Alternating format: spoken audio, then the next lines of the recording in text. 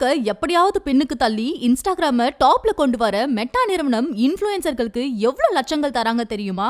இந்தியால ரீல்ஸ்னாலே இன்ஸ்டாகிராமுக்கு முன்னாடி டிக்டாக் தான் பிரபலமா இருந்துச்சு. ஆனா பாதுகாப்பு காரணமா 2020ல இந்தியால டிக்டாக் செயலி மத்திய அரசால தடை செய்யப்பட்டுச்சு. இந்தியால தடை செஞ்சிருந்தாலும் டிக்டாக் உலக அளவுல பல நாடுகள்ல இன்னைக்கும் டாப்ல தான் இருக்கு. குறிப்பா அமெரிக்கா போன்ற நாடுகள்ல மெட்டாவோட Facebook, இன்ஸ்டாகிராமுக்கு டிக்டாக் தான் கடுமையான போட்டியா இருந்துட்டு இருக்கு. இந்த நிலையில தான் எப்படியாச்சும் ஷார்ட்ஸ் வீடியோ பயன்பாட்டுல இன்ஸ்டாகிராம டாப்ல கொண்டு வர நினைச்ச மெட்டா நிறுவனம் டிக்டாக்ல 1 மில்லியன் ஃபாலோயர்ஸ்க்கு மேல வச்சிருக்க பிரபலங்களை அணுகி அடுத்த 3 மாசத்துக்கு 15 நொடியில இருந்து 3 நிமிஷத்துக்கு பிரத்யேகமா ரீல்ஸ் பண்ணி கொடுக்கறதுக்கு 2 லட்சத்துல இருந்து 43 லட்சம் வரை சம்பளம் கொடுக்கறதா இருக்காங்களாம். 1 கோடி ரூபாய் கொடுத்தா கூட 6 மணிக்கு மேல நான் வேலை செய்ய மாட்டேனா?